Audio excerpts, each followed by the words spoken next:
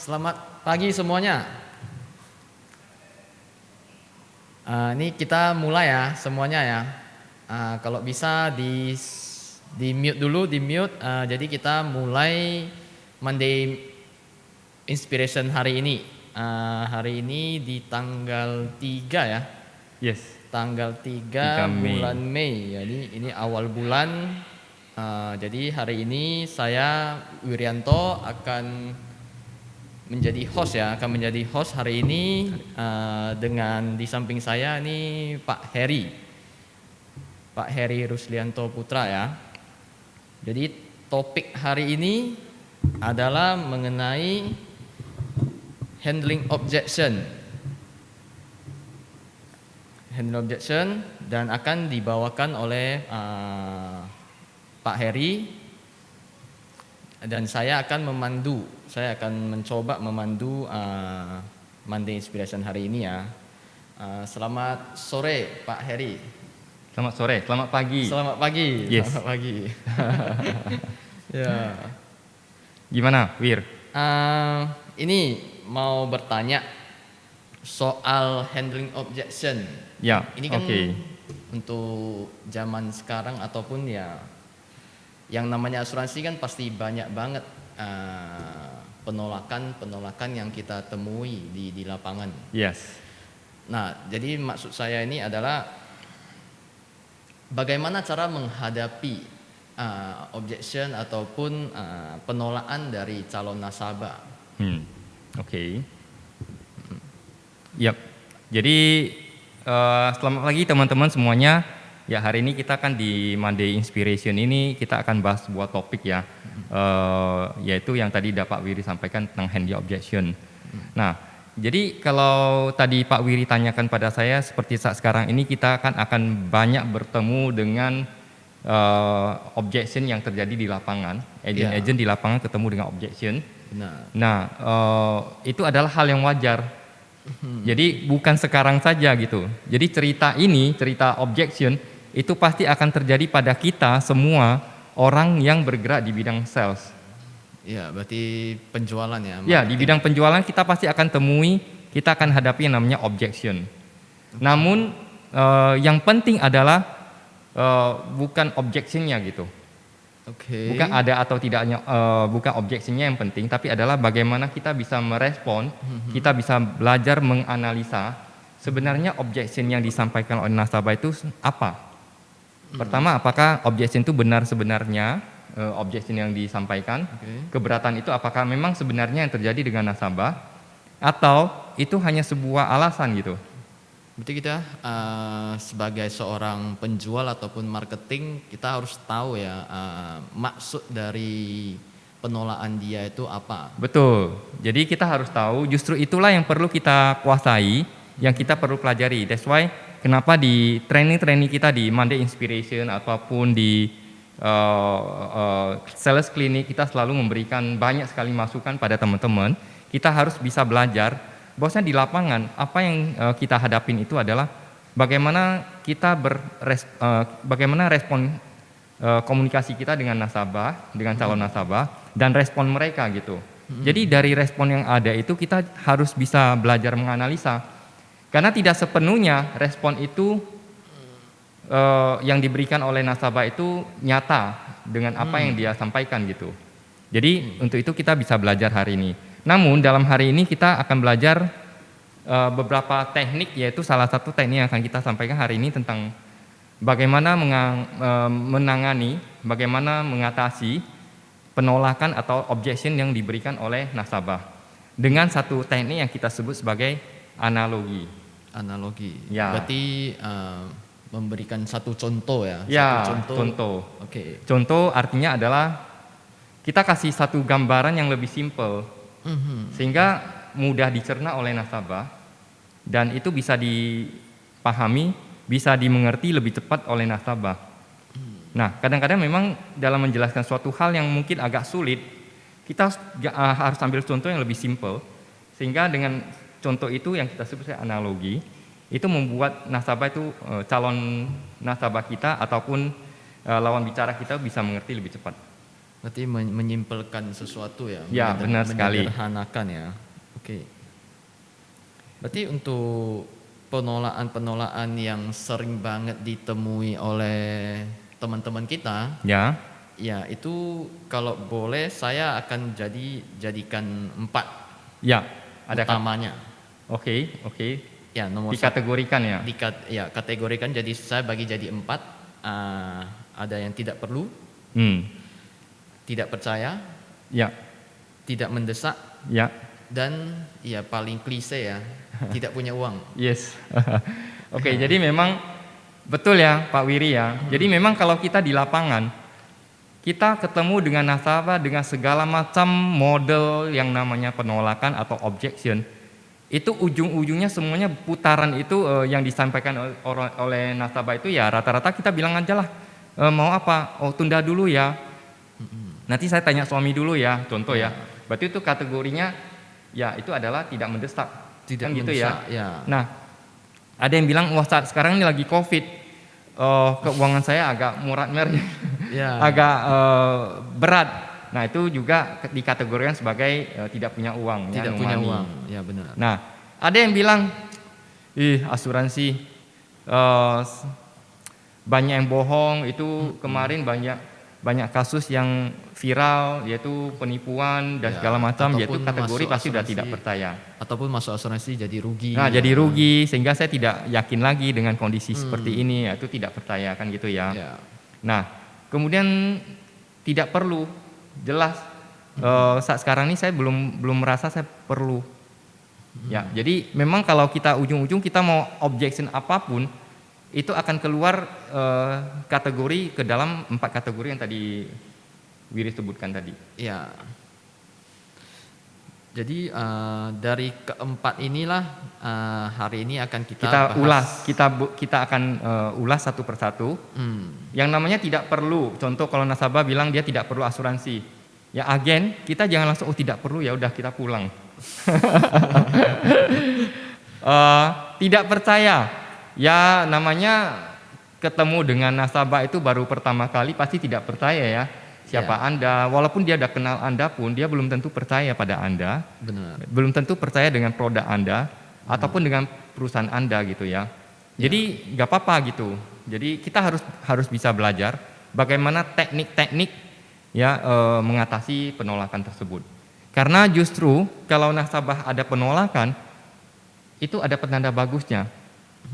Setidaknya sudah ada komunikasi 2 arah. Ya. Lebih sulit adalah kalau kita ketemu dengan nasabah yang dia dari awal sampai akhir tidak ngomong apa-apa. Berarti Diam kita aja. Satu arah doang. Satu ya. arah doang. Ya. Diam aja. Dia juga tidak menyetujui. Dia tidak setuju dan dia juga tidak mau closing dan dia diam aja gitu. Justru pada saat nasabah ada penolakan, ada objection, kita malah bagus. Setidaknya kita sudah ada komunikasi 2 arah, Ya. ada feedback dari nasabah tersebut. Ya, benar. Dan yang paling penting adalah kalau ternyata setelah kita lakukan sebuah proses yang namanya sales cycle ini dengan baik, saya harapkan adalah teman-teman sebenarnya teknik yang hari ini kita pelajari kita tak akan pelajari. Namun ada satu hal lagi yang paling penting adalah kalau seandainya kita tidak mengalami objection. Tidak mengalami penolakan tersebut ya. Jadi kalau agent sebenarnya dia mau dari awal pembukaan approaching sampai closing itu bisa terjadi tanpa objection. Tapi Ya. dengan satu syarat. Syaratnya adalah waktu ketemu dengan nasabah kita harus kuat di fact finding. Berarti itu satu Satu step ya. Step di Satu awal step ya, di fact awal. finding Jadi dulu ya. itu kalau seandainya yang namanya fact finding itu dilakukan dengan baik, maka handle objection ini tidak akan terlalu banyak lagi, tidak akan terlalu berarti. Jadi hari ini kita pelajari adalah seandainya kalau nasabah betul-betul setelah proses fact finding itu kita lakukan dengan baik, kita sudah tahu kondisi nasabah itu bagaimana, ya. keuangan dia bagaimana, kemungkinan resiko dia itu seperti apa, fakta dia dengan antara fakta yang dia harus siapin dengan kondisi yang Sekarang seharusnya dia miliki itu masih ada gap, maka kita udah tahu, oke, orang ini punya resiko dalam hal tersebut. Waktu kita masuk, itu pasti biasanya sudah sangat bagus, sangat kuat. Namun tetap akan terjadi yang namanya objection. Objection bukan penolakan sih sebenarnya, objection adalah keberatan dia gitu. Keberatan dia, waduh, dengan kondisi sekarang ini ekonomi sulit, ada bagaimana kan gitu ya. Nah, untuk itu dalam kondisi objection itu adalah benar, kita akan belajar bagaimana cara kita mengatasi objection. Oke? Ya. Jadi untuk itu teman-teman, kita di game site-nya kita itu kita sudah siapin ya, di agency site-nya kita sudah siapin modul ini. Ya, jadi Anda kalau mau buka nanti silakan buka di agency site kita, itu sudah tersedia handle objection dan analoginya seperti apa aja.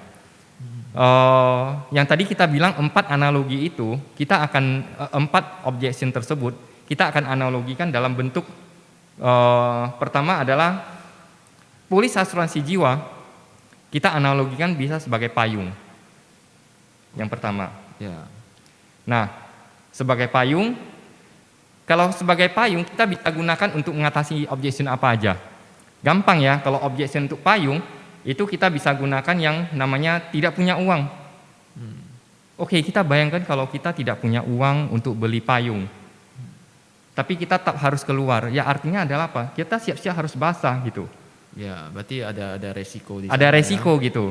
Nah, jadi kita bisa pakai lagi payung untuk apa? Tidak butuh payung. Mungkin nggak seseorang itu tidak butuh payung dalam proses dia, apalagi kalau orang-orang di kota besar ya, itu rata-rata kan semua jalan kaki gitu. Ya, dan aktivitasnya tuh 80% di luar ya. Di luar, benar.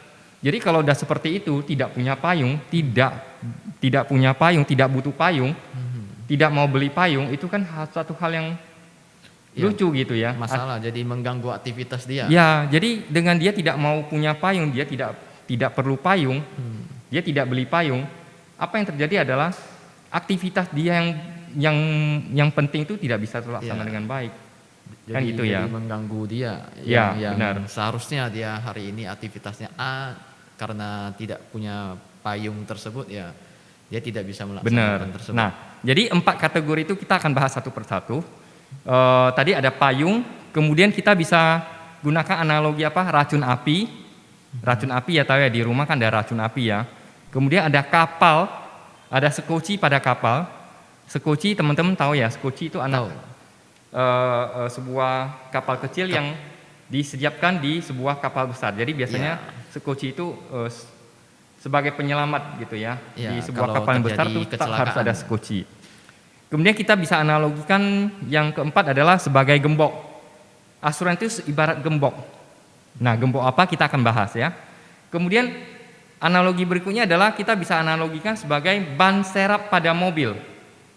Ya, jadi kalau kita bawa mobil itu kan selalu tetap ada 5 ban, 4 ban untuk berjalan, 1 ban untuk di belakang serap. Untuk ban serap. Ya, jadi polis asuransi itu ibarat ban serap pada mobil.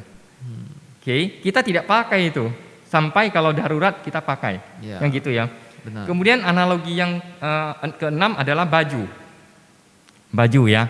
Nah, bagaimana kita menggunakan 6 contoh tadi sebagai cara kita untuk mengatasi penolakan dari nasabah. Ya. Jadi dari 6 benda-benda ini yang ada di sekeliling kita ya setiap hari, ini kita bisa jadikan contoh cara menjawab penolakan dari calon nasabah. Setuju, ya benar sekali Wiri. Nah, jadi kita mulai dulu yang tidak punya uang ya. Tidak punya uang kita bisa gunakan payung. Tadi saya udah jelasin ya, tidak punya uang kita bisa gunakan payung. Seseorang sangat akan sulit. Bayangkan kalau kita bilang kita tidak punya payung, tapi kita orang yang bekerja dan kadang-kadang dan dalam pekerjaan kita tuh sangat sering kita harus berjalan kaki dari satu tempat ke satu tempat yang lain. Dan kita tidak punya uang untuk beli payung. Jadi kalau tidak punya uang beli payung artinya kita tidak bisa masuk kerja. Apakah itu yang kita mau? Nah, tentunya hal ini kita harus sesuaikan dengan kondisi nasabah. saat kita ketemu dengan nasabah, kita harus juga menganalisa kondisi nasabah, sehingga kita waktu mengambil contoh barang yang kita mau analogikan itu bisa tepat.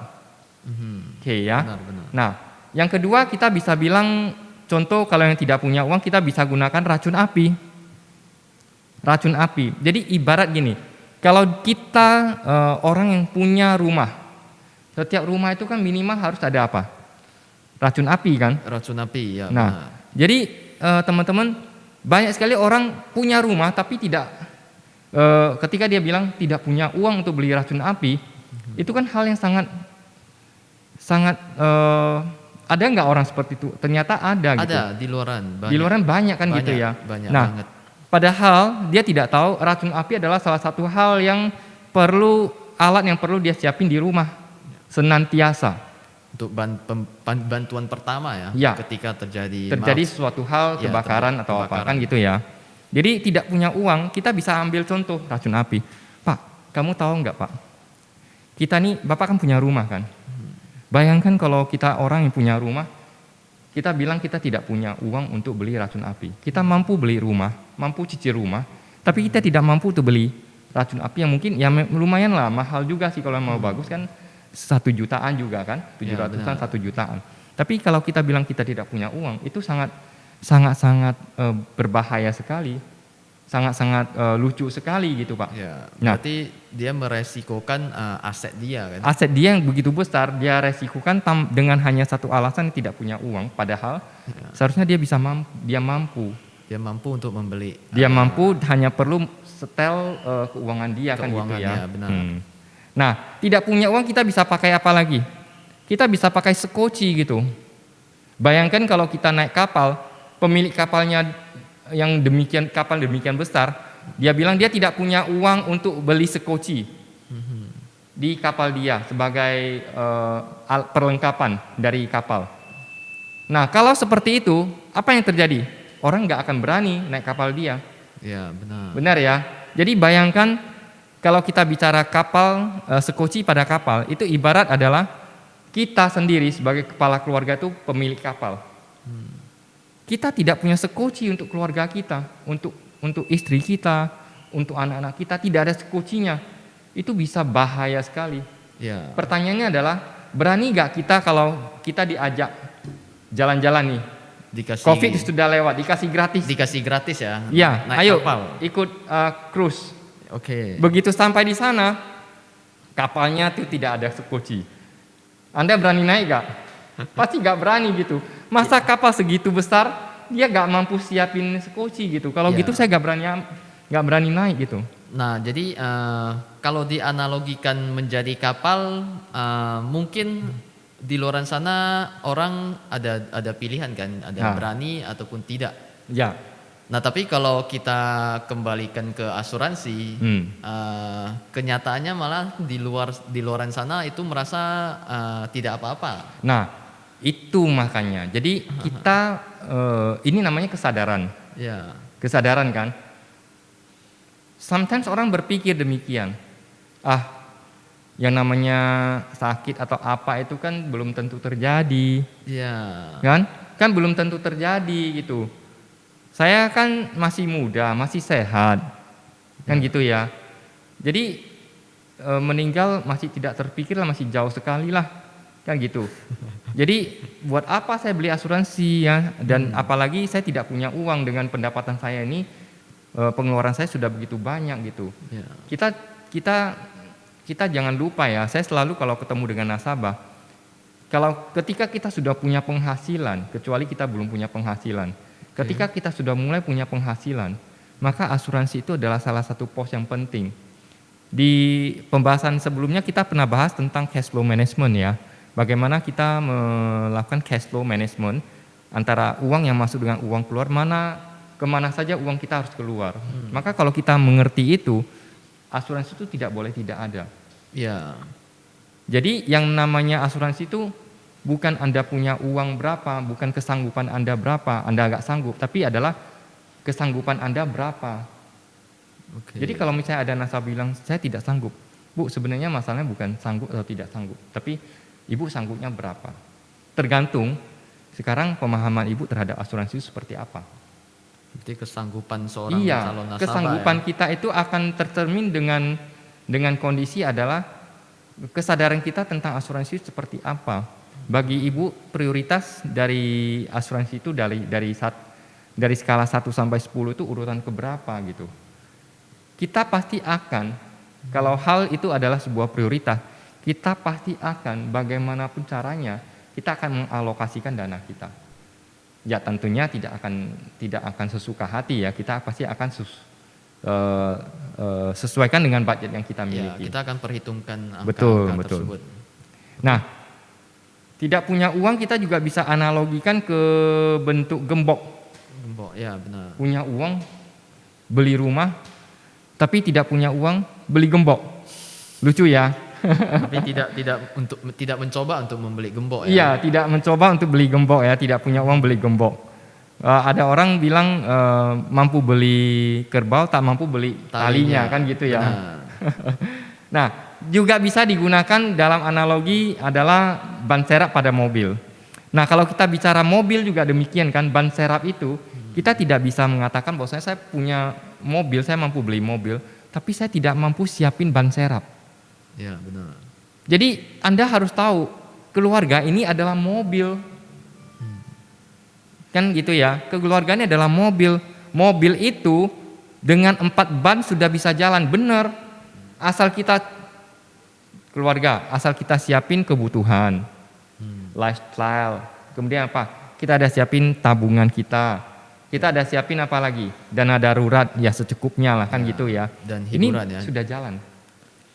Selama tidak ada masalah yang terjadi, kita tidak perlu asuransi, betul. Ya, sama seperti kita, mobil itu tidak perlu ban serap selama Benar. tidak terjadi apa-apa. Selama ya. jalannya masih mulus, ban tidak kempes Ya. di tengah jalan, tidak bocor, ya gak butuh gitu.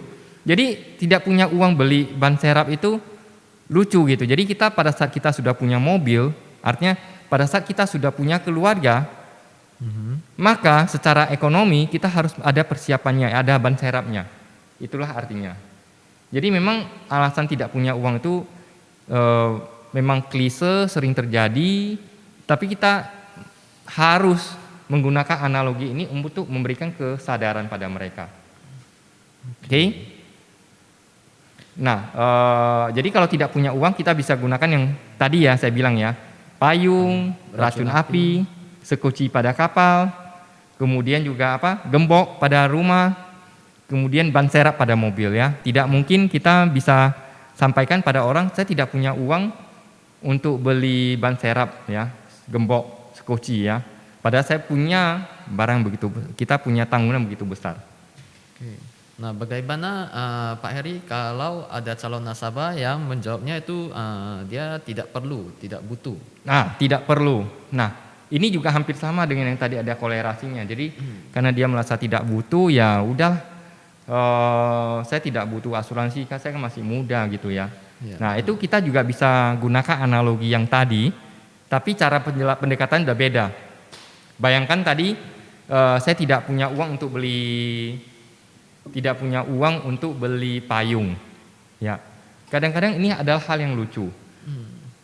Kenyataan di lapangan banyak sekali nasabah mengatakan dia tidak mampu beli asuransi, tapi dia dengan susah payah setiap kali ada handphone baru yang keluar dia akan beli walaupun dengan cicil. Ya, berarti dia lebih ke soal kepentingan ya, lifestyle dia. Keinginan dia gitu. Ya. Jadi memang ketika seseorang nasabah, siapapun termasuk kita, pada saat kita beli sesuatu hal, maka satu hal yang menjadi pendorong kita yang kuat antara emosi dengan logika adalah emosi itu pasti jalan lebih kuat. Emosi kita yang Iya, mengatur kita. keinginan kita ya. Jadi orang akan membayar di dalam dunia ekonomi, marketing adalah orang akan membayar uang untuk sesuatu hal yang dia inginkan, tapi belum tentu untuk hal yang dia butuhkan. Jadi tugas kita sebagai seorang agen adalah bagaimana membuat apa yang dia butuhkan, betul-betul dia butuhkan, itu menjadi apa yang dia inginkan. Berarti mengubah kebutuhan Menjadi keinginan dia ya. Kadang ketika dia tidak merasa itu sebagai sebuah keinginan dia untuk menyelesaikan masalah tersebut, dia tidak merasakan itu sebuah kebutuhan. Padahal itu kebutuhan. Kan gitu ya. Kita tanya aja, Pak, apakah dengan tersedianya dana, sebuah aset penciptaan dana perlindungan keluarga itu bisa bermanfaat untuk kita? Pasti bermanfaat. Masalahnya adalah kita merasa tidak butuh. Kenapa tidak butuh? Karena itu belum menjadi keinginan Bapak. Belum ada satu hal yang membuat Bapak terpikir gitu. Jadi saat ini kita perlu belajar ya. Jadi kita bisa kasih contoh payung. Ya, kita bisa contohkan lagi apa? Kalau yang tadi Yang tidak perlu ya. tidak perlu racun api. Ya, racun api tidak perlu. Nggak mungkin kan? Kalau kita sudah punya rumah, kita sudah berumah tangga, kita sudah punya istri, punya anak masih kecil, kemudian rumah masih cicil, mobil masih cicil, kita berani nggak kita bilang kita tidak butuh asuransi? Itu sama sekali sebenarnya tidak memungkinkan untuk seorang bisa bilang seperti itu. Ya. Jadi pada saat kita mau beli mobil, kita mau beli rumah, cicil mobil, kita mau berkeluarga, kita sudah harus pikirkan bagaimana dengan pengamannya gitu. Seperti waktu kita beli mobil, kita udah harus pikir, gak mungkin kita berpikir mengimpikan sebuah mobil tanpa ban serap. Tidak mungkin kita berpikir mengimpikan sebuah rumah yang tanpa gembok. Iya, benar. Kan gitu ya. Tanpa racun api, kan gitu ya. Nah, orang juga kita bisa analogikan juga dengan sekoci pada kapal. Kapal yang begitu besar, ngapain butuh sekoci yang begitu kecil? Ya, benar. Kan gitu ya. Nah, orang bisa merasa tidak butuh, tapi banyak kisah yang memberikan contoh pada kita ya. Contoh dulu Titanic kan? Ya, kapal Titanic ya. Nah, kapal Titanic. Dia begitu sombongnya mengatakan bahwa karena pada waktu itu adalah kapal pertama terbesar yang pernah dibuat oleh manusia itu yaitu Titanic. Ya, teknologi pada saat itu ya. Pada saat itu. Dan dia dengan bangganya waktu itu kaptennya mengatakan unsinkable. Ya, tidak bisa tenggelam. Ya. Jadi ngapain dia butuh sekoci? Oke, dan itulah yang menjadi penyebab matinya sebagian besar, lebih dari setengah penumpang di kapal Titanic itu meninggal. Jadi kita tidak bisa ya. Nah, gembok tadi kita sudah jelasin ya, tidak butuh ban serap. Ya, saya sudah jelasin juga, tidak butuh baju contoh. Baju bisa digunakan ya. Jadi kita harus tahu bahwasanya sebagai manusia salah satu kebutuhan kita itu adalah baju. Nah, kadang-kadang masalahnya adalah kita tidak bisa beli baju terlalu banyak. Benar. Jadi kadang-kadang ada baju yang kita gunakan untuk 2-3 kegiatan. Satu baju untuk 2-3 jenis kegiatan. Tapi at least harus ada kan? Tidak bisa sampai tidak ada. Bayangkan hari ini kita ke kantor tanpa baju gitu. Ya. Kita podcast tanpa baju gitu. Itu kan sangat lucu sekali gitu. Ataupun dengan ada baju tapi bajunya itu tidak sesuai untuk occasion tertentu ya. Tidak sesuai. Jadi kadang-kadang ini juga kita bisa gunakan gitu. Saya sudah tidak butuh lagi deh. Sudah punya, tidak butuh lagi. Jadi gimana? Ya yang kemarin beli udah cukup lah. Jadi kita bisa gunakan baju ini. Analogi baju ya. Analogi baju gitu. Jadi baju kita itu harus sesuai dengan size-nya kita. Kalau tubuh kita sudah semakin besar, baju yang kecil itu tidak muat lagi ya kita harus ganti dengan baju yang lebih besar. Benar. Nah, sekoci juga sama. Ada sekoci nggak? Ada. Dari punya polis nggak? Sudah. Nah, kita kasih contoh yang kapal Titanic tersebut. Sekocinya ada nggak? Ada, sekocinya ada. Masalahnya adalah sekocinya tidak tersedia sejumlah penumpang yang ada di kapal. Tidak sesuai ya. Tidak sesuai. Ya. Tidak sesuai. Jadi itu hanya mampu menampung lebih kurang 20% daripada penumpang yang ada di dalam kapal pada saat itu. Makanya begitu banyak yang meninggal dan sebagian sekocinya juga tenggelam. Karena apa? Karena muatannya terlalu banyak. Ya, dipaksakan pada waktu itu. Jadi ibarat adalah sekoci yang kurang pada kapal. Jadi sama, kadang-kadang kita sudah punya polis, masalahnya adalah tidak butuh lagi, apa benar?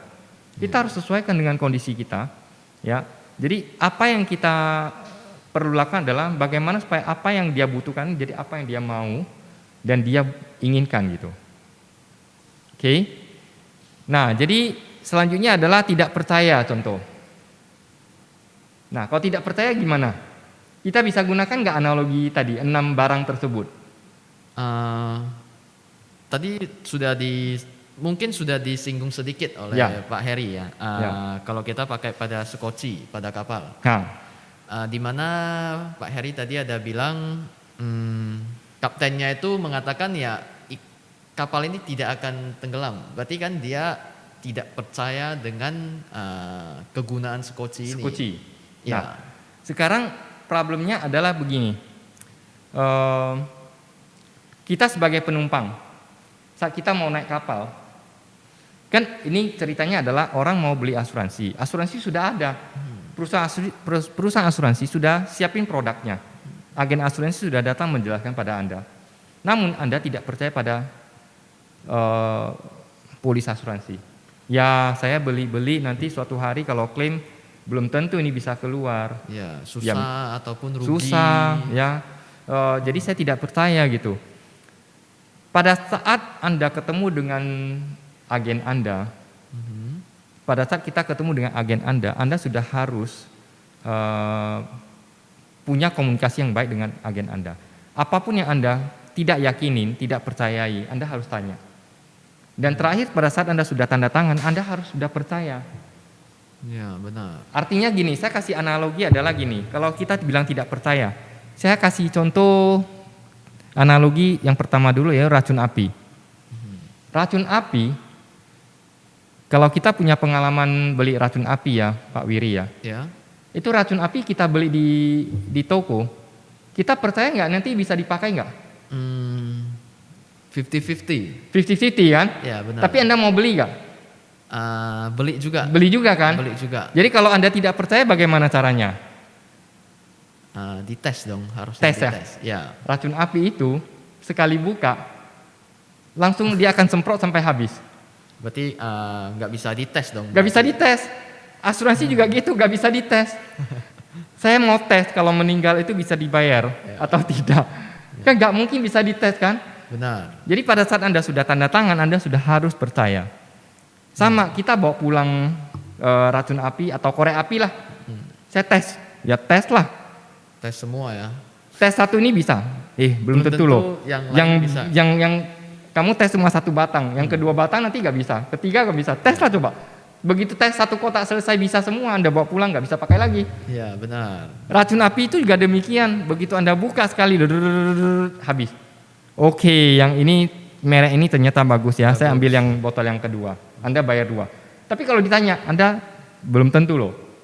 Botol yang pertama bisa keluar, botol kedua Anda membawa pulang belum tentu bisa barang hidup. yang berbeda ya. Barang berbeda loh, merek sama kan bisa saja kan. Ya, benar. Kesalahan teknis kan. Jadi Anda coba lagi. Anda mau coba sampai berapa Anda baru bisa bawa pulang? Baru percaya ya. Baru percaya. Ya. Kan gitu. Sekoci pada kapal juga demikian. Jadi pada saat Anda naik kapal, Anda nggak bisa bilang ke kapten, ini skoci bisa pakai atau tidak? Ini skoci tolong turunkan, tes dia bisa mengapung nggak? Mana tahu pas ditaruh di laut udah nggak bisa mengapung, tenggelam. Ya, berarti sama seperti yang tadi Pak Heri ceritakan ya, percaya tidak percaya kalau sudah naik ke kapalnya ya harus percaya. Ya, yang penting adalah kita harus tahu kapal ini sekocinya jumlahnya sesuai nggak dengan jumlah penumpang. Ya, berarti jumlah sekocinya itu harus sesuai dengan jumlah Ya, penumpang tersebut. benar. Jadi tidak percaya, Anda juga bisa analogian dengan apa? Dengan ban serap. Ban serap ini entah bisa nggak ya? Saya sudah pompa loh, sudah keras. Ya, benar. Tapi nanti di tengah jalan tak bisa kempes sendiri nggak ya? Ya, bisa bertahan. Nah, atau Anda malah nggak ada mungkin kempes lagi ya. jalan sebentar ganti ban. Ya. Kan repot sekali gitu ya. Artinya adalah Anda harus lakukan secara baik persiapan teknisnya. Kadang-kadang kita beli asuransi juga demikian kan. Ya, Kita benar. harus lakukan perencanaan yang baik jelaskan yang baik, penjelasan yang baik, komunikasikan dengan baik, sehingga dapat polis yang baik. Benar. Bisa nggak kita kadang-kadang beli polis yang kurang begitu sesuai? Bisa terjadi. Bisa Itu saja. alasan kenapa kita perlu namanya review. Jadi kalau kita mengerti yang namanya perencanaan keuangan, salah satu hal yang kita perlu lakukan adalah mereview apa yang sudah kita lakukan. Apa yang kita sudah beli. Dicek kembali ya, Dicek kembali. Polis kita itu sudah 2 tahun nih. Kehidupan kita kan berubah kan, kita harus cek kembali. Sama, ban juga gitu. Ya, benar. Kita ban serep waktu-waktu tertentu kita harus buka juga. Ya. Ini masih ada anginnya enggak? Biasanya sih kalau mau keluar kota ya, Ya. baru dicek dulu. Baru dicek ya. Ya, baru dicek. Ya, jadi memang harus seperti itu ya. Nah, kalau orang bilang tidak punya uang, keadaan lagi susah ya, sama ya, keadaan lagi susah, tidak punya uang ya. Tadi kita udah kasih contoh ya. Tidak tertarik. Ya, tidak tertarik. Tidak tertarik sebenarnya itu juga tidak butuh kan?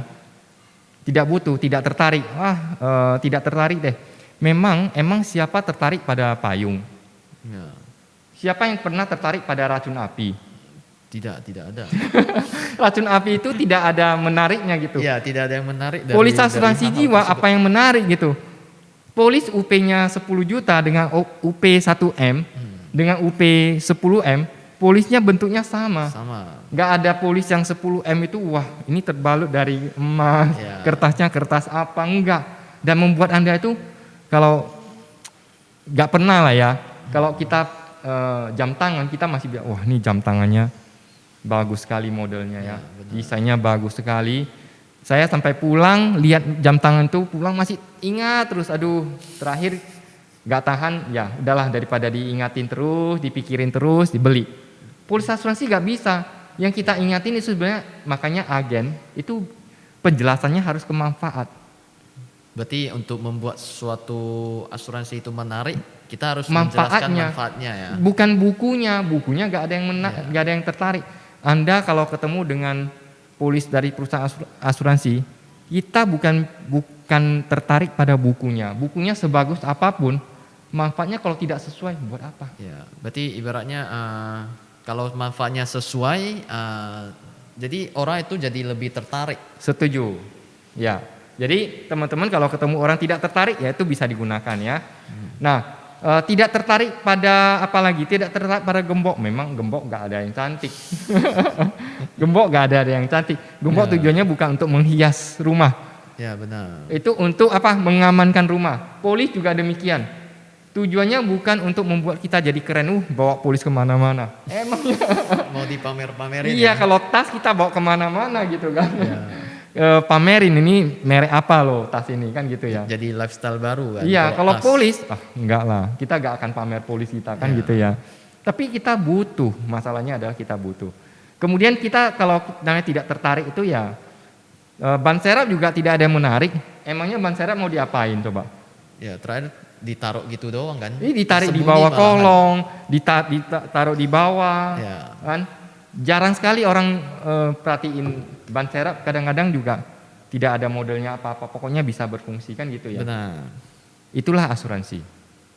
Nah, apalagi sudah punya banyak tadi kita udah jelasin ya. Sudah punya banyak polis, nggak perlu lagi. Ya, sudah punya baju, tidak butuh lagi. Tapi harus ingat size-nya apa. Sudah punya skoci, cukup nggak? Benar. Kan? Sudah punya gembok. Setiap pintu ada yang penting sudah ada nggak? Kan gitu ya. Nah, so kita bisa pakai ya. Oke, ada yang bilang tunggu dulu lah, tunda dulu lah, tanya istri dulu lah, tanya suami dulu lah. Berarti ditunda-tunda dulu Nah, ya. tunda dulu kan? Pikir-pikir dulu. Kalau kita bicara tunda, ini seringkali terjadi pada nasabah ya. Pada agent juga demikian, ketemu dengan nasabah. Sudah jelasin panjang lebar. Nah ini makanya saya bilang, kalau di fact finding itu kita kuat, maka di endingnya waktu mau closing, kita sudah kasih solusi, itu pasti akan kuat. Karena masalahnya di Sudah jelas. awal sudah jelas ya dari fact finding Iya. tersebut ya. Kadang-kadang yang membuat ini kenapa nasabah mau tunda, dan objeksinya begitu banyak. Karena apa? Karena kita tidak tepat sasaran. Karena analogi untuk menyelesaikan masalah dia kita salah sasaran ya. Salah sasaran juga, bukan artinya solusi kita buat itu salah sasaran. Ya, Jadi kita tidak tahu dulu kondisi ekonomi nasabah bagaimana, masalah dia sebenarnya ada di mana, resiko dia ada di mana. Kita langsung, Pak Wiri, hari ini saya ada produk baru. Anda 1 juta dapat ini. Nah, berarti langsung ditawari tanpa ada fact fact finding. jelas. Kalau saya fact finding, saya akan tahu dulu, ternyata ngapain saya bicara lagi polis kesehatan padahal saya kalau tahu kan, masalahnya Anda tidak fact finding kan. Ya. Kalau Anda sudah tahu, ternyata Pak Wiri sudah punya asuransi kesehatan, ngapain lagi kasih asuransi kesehatan? Benar. Yang kita akan bicara dari yang kurang dari Pak Wiri kan gitu ya. Nah, ada lagi yang menunda karena dia bilang sebentar lah, nggak usah dulu lah, saya nggak punya waktu, saya masih sibuk. Ya, tunda dulu. Maka kita bisa gunakan analogi apa? Kita bisa gunakan analogi ya, tunda dulu itu kita bisa tunda dulu lah ya, sekocinya nggak ada dulu. Pokoknya kita jalan dulu, nanti ada waktu kita baru pasang sekoci. Nggak bisa begitu jalan gitu. Benar. Kan? Kita bisa gunakan paling gembok, tunggu dulu lah ya. Gembok saya nggak beli dulu, nanti baru beli. Ya kalau tunda itu tidak ada masalah. Kalau pas Anda tunda itu besoknya kemalingan gimana? Benar. Kan? Hanya mahalnya sebuah penundaan ya. Penundaan. Jadi kita tunda dulu lah, saya masih muda. Baru usia 30. Nantilah saya usia 50 baru beli asuransi. Ya itu. Sama dengan kondisi ini. Jadi analogi itu kita bisa gunakan sehingga itu jadi gampang gitu. Nah, kita bisa gunakan apa lagi? Kita bisa gunakan juga ban serap kan. Tunda dulu beli ban serap. Nggak bisa. Ya, jadi mobil begitu jalan, ban serap juga sudah harus ada. Anda bawa pulang mobil dari showroom, pasti sudah ada ban serap. Nggak bisa tunda, ya. Tidak punya waktu untuk beli ban serap. Tidak punya waktu untuk beli gembok. Jadi, teman-teman, semua objection yang ada sebenarnya kalau kita kuasai analogi ini, bisa selesaikan nggak masalahnya? Bisa. Kan? Yang penting adalah kalau bisa adalah ini adalah proses kita memberikan kesadaran pada nasabah. Tapi yang lebih penting di balik ini saya akan pesankan pada Anda adalah fact finding itu tak harus kuat. Ya, berarti dengan fact finding yang kuat, handling objection jadi lebih mudah. Ya, objeksinya sudah tersaring. Dan ketika fact findingnya sudah jelas, objection yang diberikan nasabah itu benar-benar sebuah objection. Ya, benar-benar objection yang betul-betul kenyataan dia. Ya, bukan lagi yang seperti tadi Pak Heri bilang kan, mungkin itu ada alasan yang dibuat-buat. Ya, jadi kalau fact finding kuat, maka tidak ada alasan lagi. Kalau fact finding tidak kuat, kita sembarang kasih solusi, dia cari alasan lah. Dia akan defend ya, dia akan bertahan.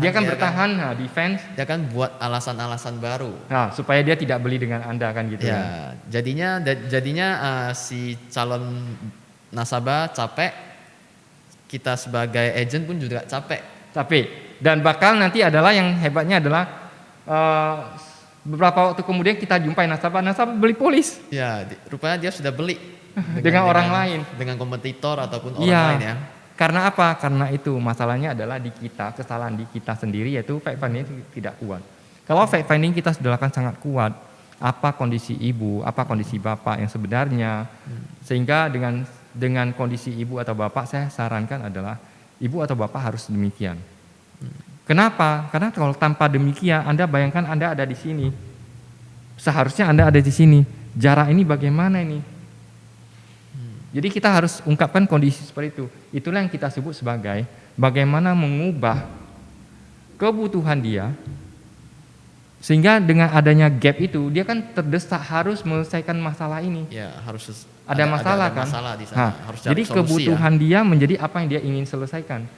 Kalau selama ini dia tidak merasa itu ada gap, adalah sebuah gap, sebuah permasalahan, dia tidak akan cari solusi. Ya. Nah, dan orang kan tugas seorang agent ya memberikan solusi ya. Jadi sama dengan orang kalau sakit, kan dia tahu makan ini gak sehat. Hantam aja. Belum sakit kan? Ya, benar. Begitu udah sakit, wah ini sudah ada game nih. Itu udah sakit, begitu rasanya sakit, dia mau gak mau terpaksa kerjaan yang selama ini dia tidak bisa tinggalkan, terpaksa harus ditinggalkan untuk cari dokter, selesaikan. Ya, benar. Demikian ya. Jadi seperti demikian.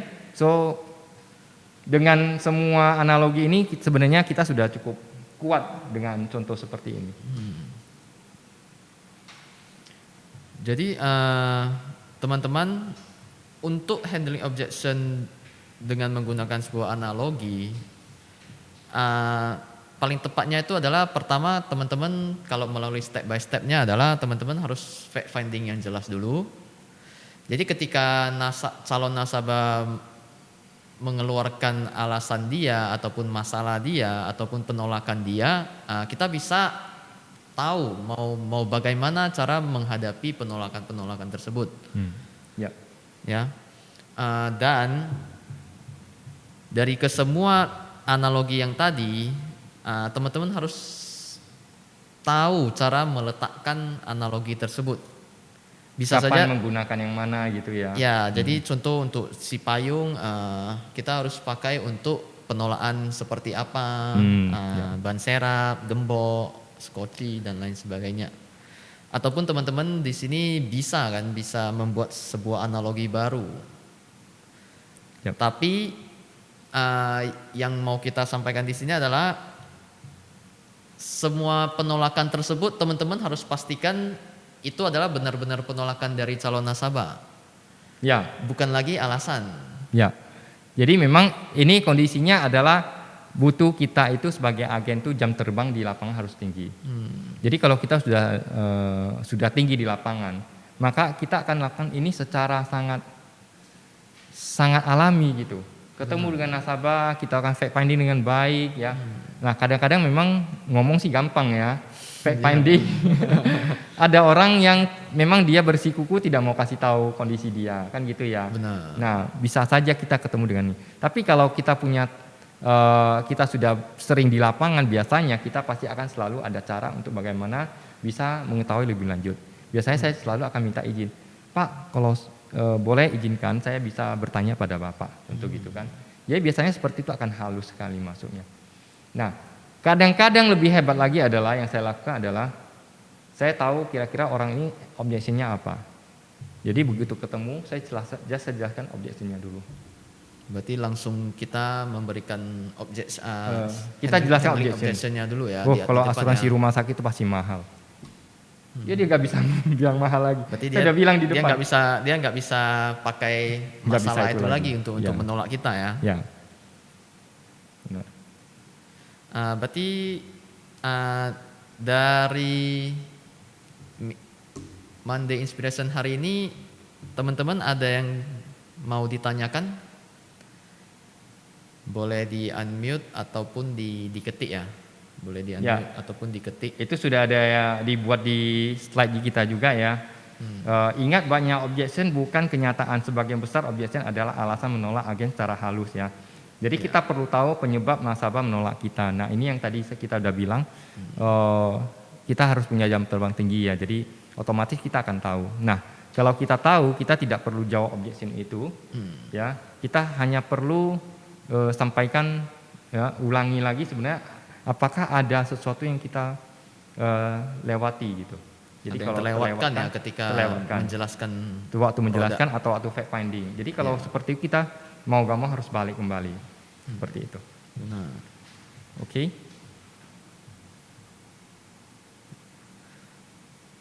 Ada yang mau bertanya? Kalau tidak ada yang mau bertanya, berarti Monday Inspiration kita selesai ya sampai ini ya. Ya. Jadi teman-teman jangan ragu ya, jangan pernah ragu dan analogi yang kita kasih itu semuanya gampang diingat ya. Ya, jadi sangat gampang diingat, kita tidak perlu hafal dengan susah payah, itu semuanya sudah ada di dalam. Ingat semua barang-barang itu sangat gampang, baju Anda, payung, baju, racun api, gembok, sekoci pada kapal, gembok, apalagi ban serap. Wah, itu semua bisa kita gunakan. Itu barang-barang yang ada di kehidupan kita sehari-hari. Benar, benar.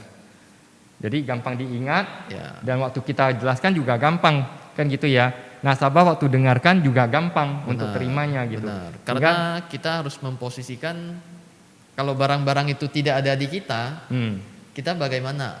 ya, bagaimana ya kalau nggak Ya. ada ini, nggak ada itu ya. Jadi dari sanalah kita menganalogikan untuk si calon nasabah tersebut. Ya, Oke, kalau tidak ada yang mau bertanya ya, berarti Monday Inspiration hari ini mengenai topik handling objection dengan analogi ya, sudah selesai.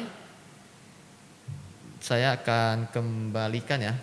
Semoga teman-teman bisa mendapatkan memetik manfaat daripada sesi kita hari ini. Ya. Dan yang penting adalah Anda harus sering praktek. Karena apapun yang kita pelajari di sini, any objection semua ini, Anda harus coba pakai.